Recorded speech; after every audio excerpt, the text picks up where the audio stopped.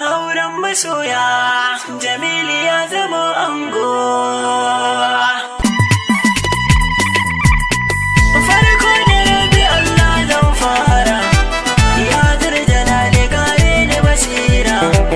In tsara bai cika na in raira, Jamilu an ba aure an daura. Taka lafiya amaryar soyayya, aure ko kai ciki babu hamayya. Dama hajara kwai kira tarbiyya, Allah ya ba ku iko da zama da lafiya. Hajiya hajar ke girki Jamilu za ya sha biya, shi sabida kwalliya ki kamar baturiya. In ana wajen tsaftatin a gidan ku kin iya, Hajiya hajar amarya gun Jamilu.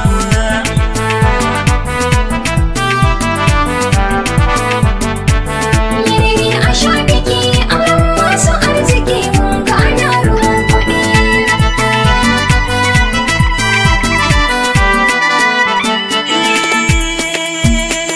Ta kasan wajen sarauniya, a gidan Jamilu ba ke ba shan wuya.